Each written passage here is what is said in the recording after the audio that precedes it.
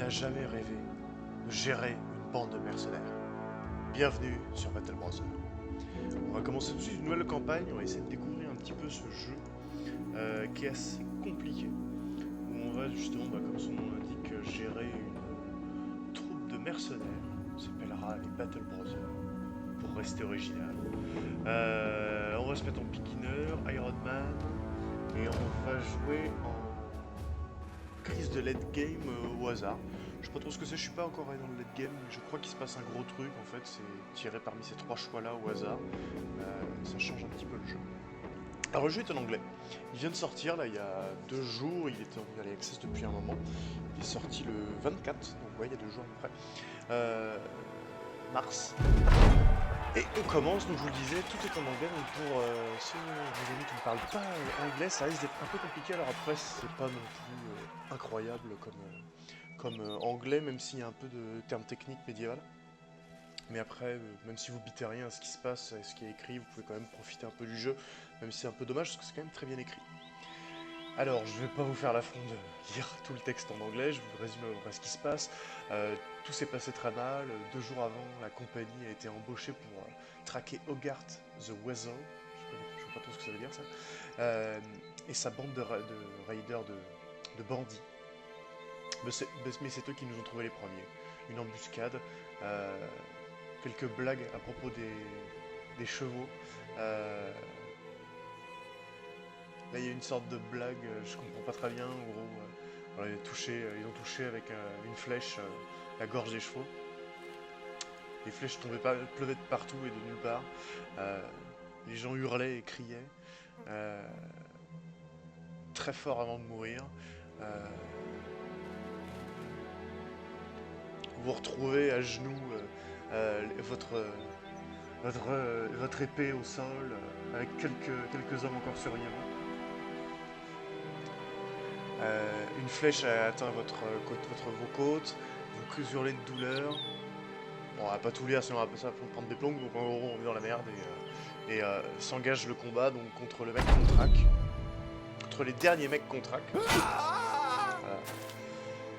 Et là on passe donc dans un mode de combat. Là je vais rien, c'est le jeu, voilà, bon ça c'est le premier tir, donc nous il nous reste... Alors vos personnages sont toujours ceux qui regardent vers la droite et les personnages adverses sont ceux qui regardent vers la gauche. Donc comment ça se fonctionne? C'est pas très compliqué, hein, c'est un jeu de combat tactique. Chaque joueur selon son initiative joue dans l'ordre qu'on peut voir ici, vous avez les actions faisables à ce niveau là. Ici on peut voir que je ne peux donc que tirer un carreau d'arbalète, ça va me coûter 2 d'AP. L'AP c'est ici. Et ça va me consommer de la fatigue. La fatigue, plus vos hommes vont se battre au fur et à mesure du combat, ils vont utiliser de fatigue et moins ils pourront faire de choses. On peut voir ici que ça va infliger entre 30 et 50 points de dégâts physiques, et ça peut ignorer jusqu'à 25 points d'armure, inflige entre 18 et 30 points à l'armure, une range de 6 cases, et plus 15% de chance de toucher, et moins 3% par distance de tir. Et j'ai encore 10 carreaux.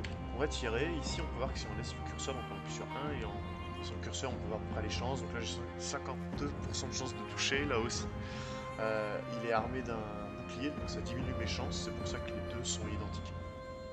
On peut viser celui-là, qui pourrait... Bon c'est raté. C'est raté, et le pourcentage a été joué, là maintenant je peux recharger, on va le faire, ce sera pas pour le prochain tour. Ce personnage-là, qui est en fait le fameux Hogarth, le méchant qu'on traque, c'est celui qui fuit en ce moment. Là, on va se déplacer d'une case. En cliquant une seule fois, en fait, vous nous mettez la position d'action, ça vous voit que vous allez monter de 4 votre fatigue et vous allez perdre 2 points d'action. Et on peut voir ici qu'on peut encore faire une action derrière. Donc on va le faire, hop. Et on va essayer de casser son bouclier. Donc là, on a 3 actions. On peut faire Splitman, ça va coûter assez lourd et ça va faire beaucoup de dégâts, ça va coûter à 105. Là, ça pareil, ça va coûter pas mal, mais en plus derrière, ça peut toucher toutes les personnes autour de nous. Et sinon, on peut essayer de péter le bouclier. Et voilà, boum, c'est réussi. Et le personnage n'a plus de bouclier, et donc on va se positionner ici. On va se positionner là, et on va faire un... Ah, je peux pas. Je voulais faire un mur de pique, mais je peux pas le faire si je suis déjà engagé. Ça m'aurait permis, en fait, si quelqu'un arrive dans ma range d'attaque, automatiquement je l'attaque et ça le repousse d'une case. Hyper puissant. Hop, là, je prends un peu d'air. Je vais même perdre un personnage déjà. Ça commence bien. Hop. Alors là, j'ai pas beaucoup de chance de toucher, mais si je me décale un petit peu, voilà, ici je suis remonté à 61. Décidément, c'est pas de chance, je rate encore. Là, il va falloir faire du dégât. Et je vais lever le bouclier en deuxième. Et là, hop, un bon coup de hache bien placé. Fin de tour, encore à eux. Fin de tour, c'est à eux. Le fait que j'ai levé le bouclier m'a permis de me protéger. Là, ça va peut-être même sauver le personnage. J'ai eu de la chance. On recharge, on tire un carreau. Cette fois, c'est bon, c'est touché. Et là, hop, un coup de hache, c'est raté. Là. Je lève le bouclier pour augmenter mes chances de défense. Et voilà. Et vous voyez que mon personnage a pris seulement 2 coups de hache et j'ai failli le perdre. Donc ça aurait pu être très dangereux pour moi. Là vous voyez que si je tire dessus, il y a un petit bouclier ici, line of fire en fait. Ça veut dire en gros j'ai 14% de chance de le toucher, mais j'ai aussi beaucoup de chance de toucher mon allié. Et comme il est déjà bien touché, on va pas le faire, on va juste se décaler. Ensuite, là il lui reste un bon coup de hache, et voilà, c'est fini. Alors j'ai eu beaucoup de chance parce que j'ai failli perdre Harald. Ça aurait pu être emmerdant. On peut voir ici l'XP qu'on a gagné qui dépend des nombres de personnes qu'on a tuées. Vous avez participé au combat, vous avez l'XP. Et eux ont chacun tué un personnage et gagné un bonus. À peu près 30%. On peut voir ici les dommages qu'ils ont infligés et les blessures. Les blessures c'est assez important puisque en fin de combat vous ne récupérez pas vos HP, enfin vous récupérez vos HP mais vous avez un pourcentage de blessures en fait qui fait que il va falloir vous soigner avec le temps et surtout vous pouvez avoir une blessure qui doit être soignée absolument. Ici on peut voir ce qu'on peut récupérer, donc ça c'est mon inventaire, j'ai un peu de blé, de nourriture et sinon j'ai aussi des bandages. Et là, 2 haches, on va les prendre. Le petit pourcentage en dessous, c'est les dégâts qui ont été causés aux équipements. Et vous verrez que les équipements peuvent se réparer automatiquement avec le temps qui passe. Hop là, nouvel événement, après le combat. Vous êtes vivant, vous avez gagné, l'adrénaline vous englobe. Il y a des beaux discours, c'est assez sympa de profiter en solo, un peu pas évident forcément à comprendre. On va pas tous les traduire, mais voilà. Notre équipe vous dit qu'est-ce qu'on fait maintenant. On va, maintenant que les mecs du mec qu'on chassait sont tous morts, il a dû aller se planquer, donc on va aller faire notre rapport à la ville parce qu'on est quand même bien blessé. Alors là, vous avez la carte du monde. C'est pas forcément immense, mais ça reste quand même assez grand. Et vous pouvez voir donc ici qu'il y a plusieurs villes avec plusieurs drapeaux différents. En fait, c'est le drapeau des factions. Il y a 3 maisons. La maison Arpsberg, la maison Berengar et la maison Gunvald, chacun avec ses petits territoires, avec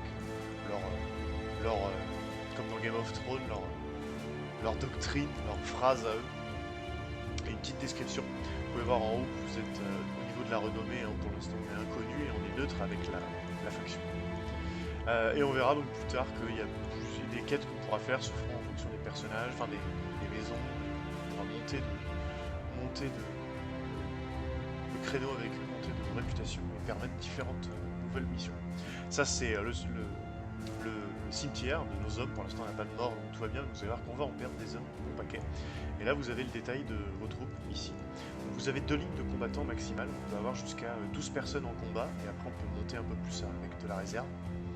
On peut voir ici l'équipement, donc là on va voir que ici par exemple l'arbalète elle a été utilisée, elle est à 85%, mais elle va se réparer automatiquement en fonction du nombre d'outils que j'ai ici. Il va consommer à peu près chaque moment de la journée, exactement, il y a un tic, il va réduire les outils, il va réparer tout ce qu'on a dans l'inventaire d'équipés, tous les équipements équipés, donc il va réparer mon armure, il va réparer mon bouclier. La seule chose qui est importante à savoir, c'est que quand un bouclier par exemple est détruit, elle ne revient pas. Le bouclier est vraiment détruit, on va vérifier. On va agencer nos gars, on va mettre comme ça pour l'instant, on a 3 spawns bien lourds, et on va voir un petit peu les différences. Donc Harald, ici, on peut voir ici donc, son armure et plusieurs statistiques, et celles qui sont importantes, c'est celles qui sont paraffées de petites étoiles. Alors on peut voir ici que les hit points, j'en ai plus qu'un sur 50, vous voyez, donc ça va se résorber avec le temps. Et d'ailleurs on va lui donner tout de suite le bandage dans son équipement, comme ça permettra de soigner ou de soigner un allié pendant le combat. Ça peut être important pour... essayer de sauver un personnage. Et donc du coup à chaque fois que vous allez level up, vous voyez on est à 66 sur 200 d'XP, chaque fois qu'on va level up, on aura un point à mettre dans une des perks ici. Il faut mettre un point dans la perks de niveau 1 pour accéder à celle de niveau 2, etc. pour descendre, un point dans les salles de niveau 2 pour descendre à 3, ou 2 points au total pour descendre à celle de niveau 3, etc. Mais également on va avoir trois possibilités, trois stats qu'on pourra augmenter parmi 8 je crois. On peut augmenter donc les hit points, on peut augmenter la fatigue, on peut augmenter le moral, on peut augmenter la résolution qui définit le moral, on peut augmenter l'attaque de mêlée, l'attaque ranged, la défense de mêlée et la défense d'attaque à distance. Et en fait les étoiles vous donnent en fait plus de chances d'augmenter beaucoup de points. C'est-à-dire que quand votre personnage level up, il y a un dé qui est lancé automatiquement. Et avec ce dé, on va voir quelles stats peuvent être augmentées plus hautes. C'est-à-dire qu'on peut aller entre 1 et plus, donc plus 1 et plus 5 points de stats par level up, parmi 3 des 8 qu'on définit. Et derrière, vous allez, si vous avez par exemple 3 étoiles, vous avez plus de chances de pouvoir augmenter de 5 plutôt que de 1. Donc là, on peut voir que Harald est plutôt spécialisé dans les points de dégâts, la fatigue et le moral. Donc ce sera un bon tank. Celui-ci, Alfred, est plutôt orienté avec de bonnes chances d'augmenter ses melee skills, sa mêlée de défense et sa résolution. Donc c'est plutôt pas mal aussi. Et avec Gérald, là, ça va être plutôt ranged skill avec 2 étoiles, ranged défense et l'initiative. Oui, c'est vrai, il y a l'initiative qui définit le temps que vous allez... la rapidité dans laquelle ce sera votre tour.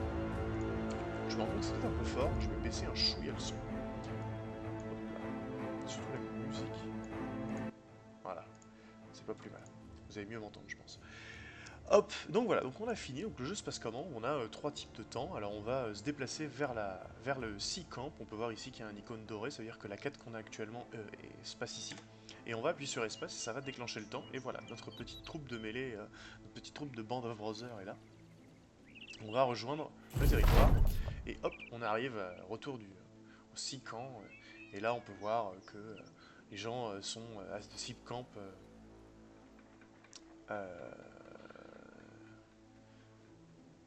Voilà, on fait notre rapport un peu au maire du, village. On a tué ses hommes, mais il continue de s'enfuir. Mais on espère quand même être payé pour ça. Évidemment, il va nous payer 400 couronnes. On est content, ça va nous permettre de nous refaire un petit peu. Mais il nous propose quand même d'aller le buter parce qu'il veut vraiment mettre fin à ce mec-là. Donc du coup, on peut se dire, allez, on y va. Soit on a le choix, soit on y va et ça fait un peu partie du tuto, on continue de faire le tuto, soit on va directement trouver notre fortune où on le souhaite.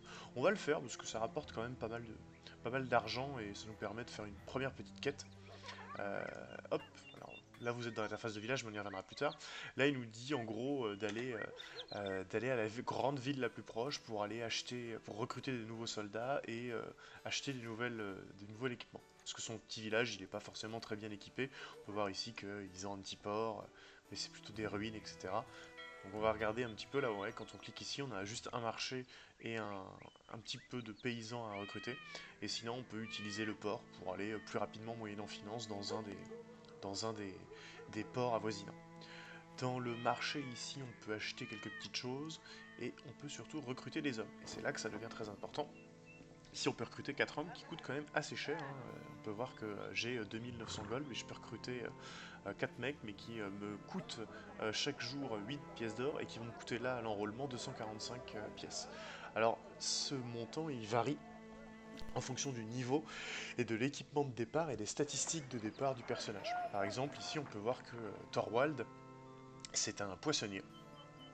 Et les poissonniers, les pêcheurs, ils démarrent en général avec un filet, etc. Donc ça coûte un peu plus cher. Normalement, tu peux embaucher des gens pour moins cher que ça.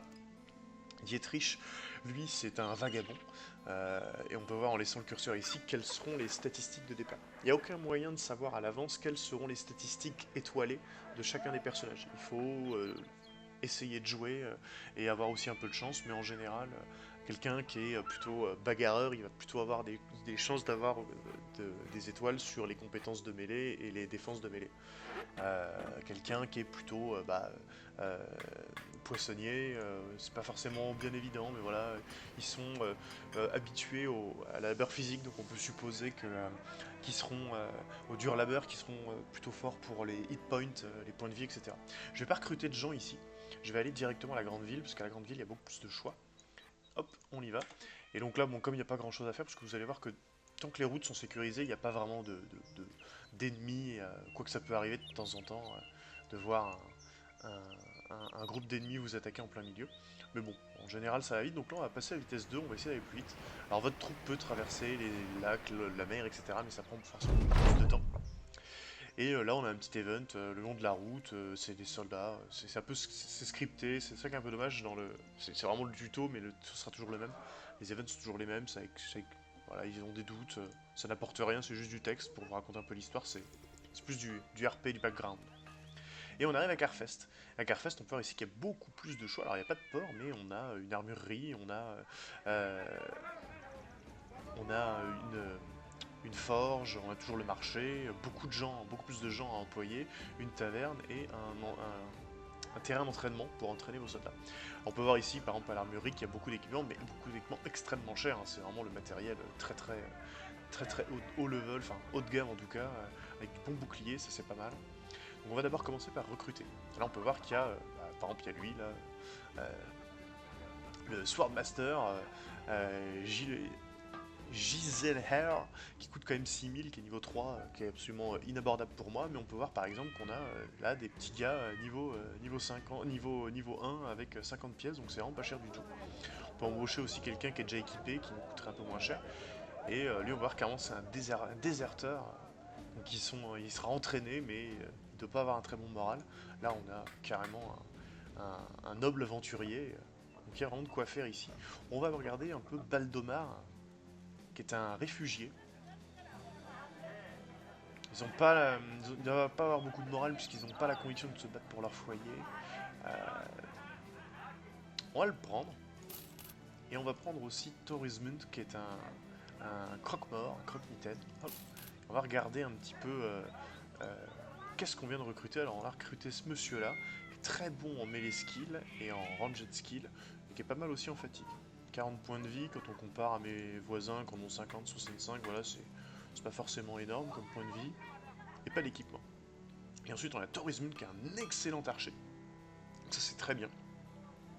On va se le mettre derrière, et on va se recruter un petit dernier. Hop, c'est là. On va se recruter au moins un troisième. Alors on a lui, Einar, qui est un Graveyard. Alors attends, notre Graveyard, c'était lui, je crois. Ouais.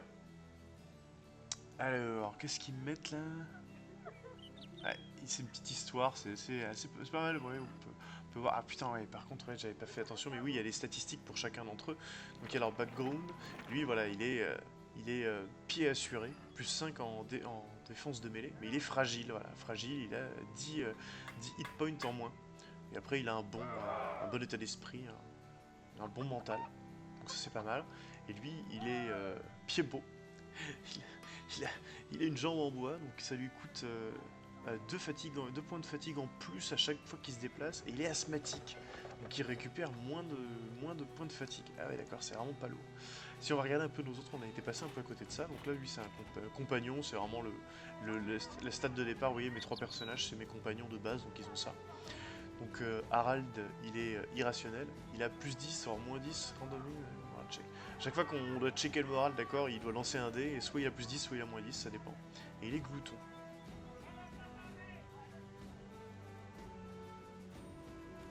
Alors, il mange beaucoup, il consomme plus de nourriture. Ensuite on a Alfred, donc qui lui est coquet. Il a plus de morale mais moins de défense. Ouais, pas forcément de bonnes stats. Et lui il est optimiste. Euh, il a plus de morale à chaque check et all kill are fatality. D'accord. En gros à chaque fois qu'on le tue il y a un découpage de tête. assez costaud. Ok. Ça veut dire aussi que je crois que quand tu fais une fatalité, tu détruis plus l'équipement de l'adversaire. Alors à lui, on va déjà lui mettre une petite hache parce qu'on en a une. Et on va recruter, et on va voir tout de suite un truc, on va recruter ce monsieur. Ou alors on a Baldomar. Il coûte plus cher. Ou Thorvald, tiens on va prendre Thorvald, c'est un déserteur, peu de morale mais il a de l'entraînement. Ou alors Baldomar, On va prendre Baldomar. On va regarder tout de suite ce qu'il nous rapporte Baldomar. Baldomar, lui, il est... Ça va être un autre tank. Ça va être un mec qu'on va mettre en mêlée. Lui, il est optimiste aussi. Il a une meilleure vision et double grippe. D'accord. Si la deuxième main est libre, il peut infliger 25 points de dégâts en plus avec une arme à une main.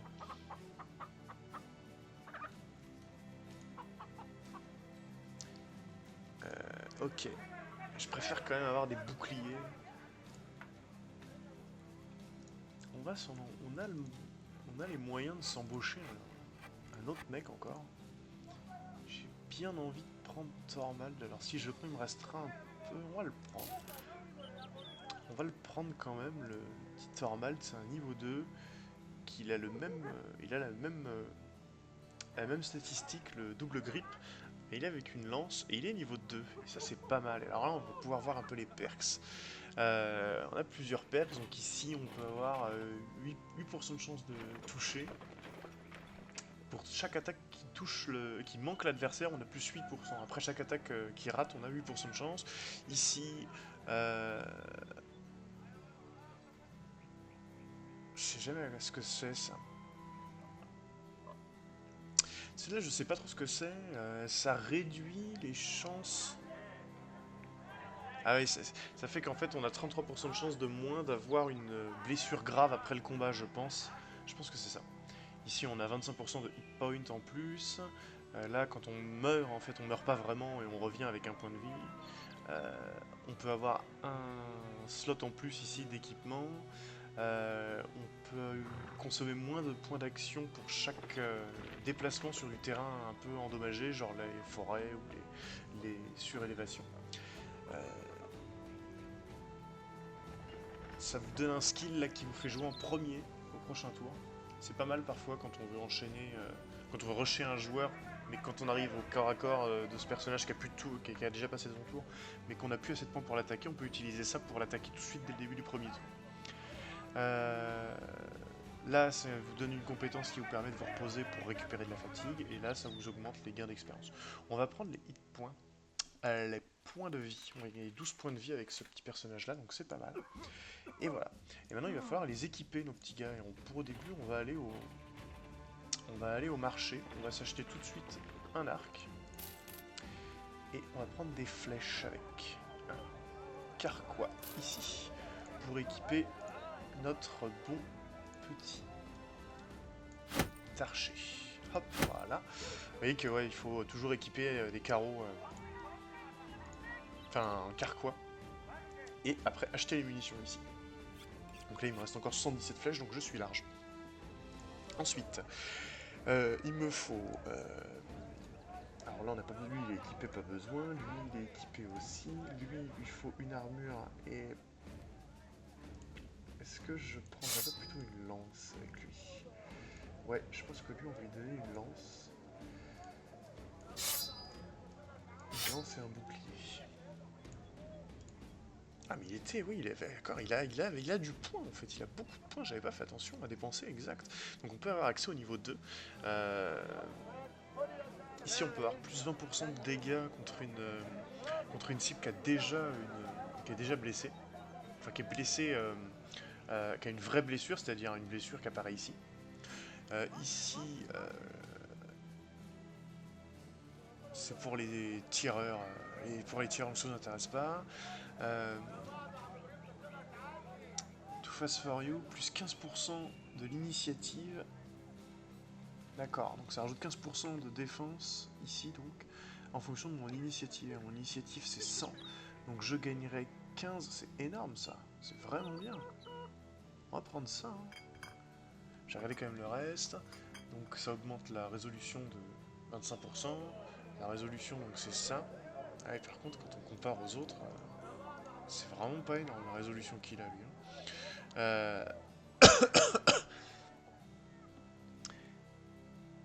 En fait, voilà, plus vous avez de résolution et moins vous avez de chances de perdre du moral. Hold out.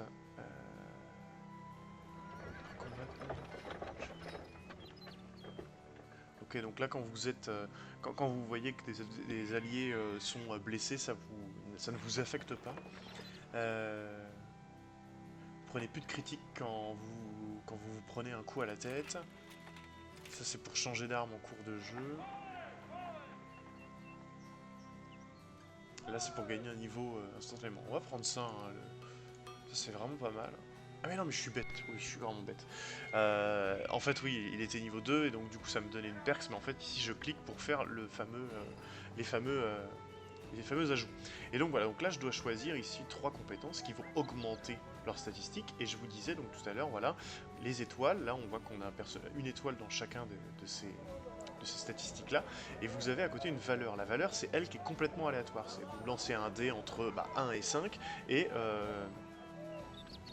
le nombre entre 1 et 5, et donc du coup si vous avez 5, vous pouvez l'augmenter de 5 en choisissant. Donc je peux augmenter par exemple là de 5 l'initiative, mais l'étoile me rajoute un bonus. Alors je crois que c'est 1 pour une étoile, 2 pour 2 étoiles et 3 pour 3 étoiles. Donc du coup vous avez toujours un dé de 1 et un 5, mais ça se rajoute avec l'étoile. Donc là par exemple on peut voir que là où j'ai fait mes jets de dés, là où j'ai de l'étoile, ils n'ont pas été très bons puisque j'ai eu que 3, 2 et 3. Donc là maintenant il faut savoir ce qu'on va faire avec le personnage. Comme il va taper fort, puisqu'il a le dual grip, je pense que je vais augmenter sa défense en mêlée de 3. Je vais augmenter ses dégâts et ses points de vie. Voilà. J'aurais pu augmenter quand même son... Ouais, on va regarder. Ouais, non, j'ai que 2, c'est vraiment pas lourd. Non, on va faire comme ça. Voilà. Hop, et voilà. Là, mon personnage est passé pleinement niveau 2, et il va falloir que je continue de l'équiper. Donc, je disais, il va me falloir... Donc lui, il a une armure, et ça, c'est pas mal du tout. Par contre, il n'a pas de bouclier, mais parce qu'il est plus fort avec... il fait plus de dégâts comme ça. Mais c'est chiant parce qu'on aime quand même bien avoir un petit mur de bouclier au début. On va jouer différemment, hein, c'est pas grave. Hein. On va jouer différemment, donc on va essayer de leur donner une bonne armure, mais pas de bouclier. Mais lui, on va lui en donner une. Par contre, on va avoir 2 épées boucliers, 2 lances boucliers.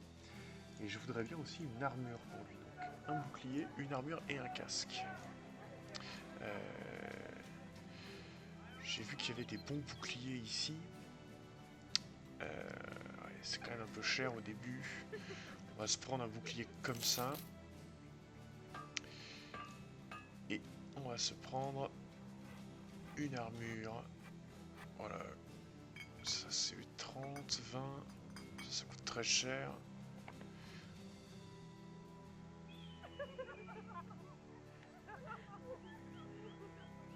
On va se prendre celle-là. Et on va prendre un petit casque ici pour ce monsieur-là. Voilà. Comme ça. Hop, vous pouvez voir ici donc les statistiques qui changent hein, quand vous enlevez le bouclier et quand vous le rajoutez. Là on peut voir que je perds le dual grip. Ah oui, donc alors attends, je me trompe. Ils ont tous le dual grip en fait. Ah, mais suis-je bête? Est-ce que... D'accord, ok, non, je suis vraiment bête. Ah oui, ok. Ah ça je savais pas, effectivement, le dual grip s'applique à tous les personnages. Donc du coup, en effet, en mettant en enlevant le bouclier, il a 25% de dégâts. D'accord, ok. Donc du coup, effectivement, je me trompais complètement. Donc là, on a des dégâts H. Peut-être enlever une hache au profit d'autre chose. Une épée, par exemple. J'ai une dague ici pour taper vite. J'ai une masse. On va prendre la masse, ça va changer un petit peu.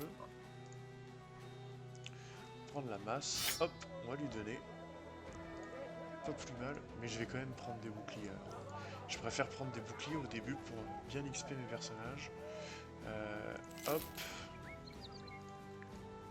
Voilà. Vous voyez que c'est un peu long, c'est un petit peu fastidieux. Mais c'est vraiment important parce que malheureusement, enfin malheureusement, pas forcément, mais ce jeu est une vraie plaie pour garder ses personnages en vie, et il vaut mieux bien les stuffer. Et lui, il lui manque un un petit casque, on va lui prendre. On n'a pas un qui est pas trop blessé.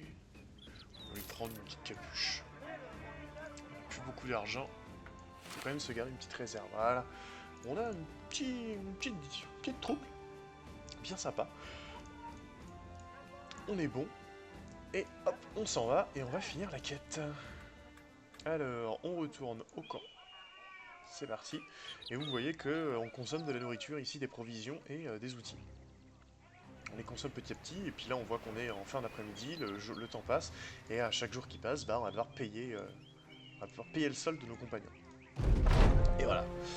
Et donc ça y est, on reviendra avec sa tête, tout va bien se passer, on y va. Et donc là, on va repérer où il est ici. Donc on va aller s'y rendre pour aller se battre.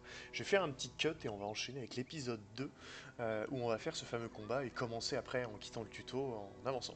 Donc je vous dis à tout à l'heure.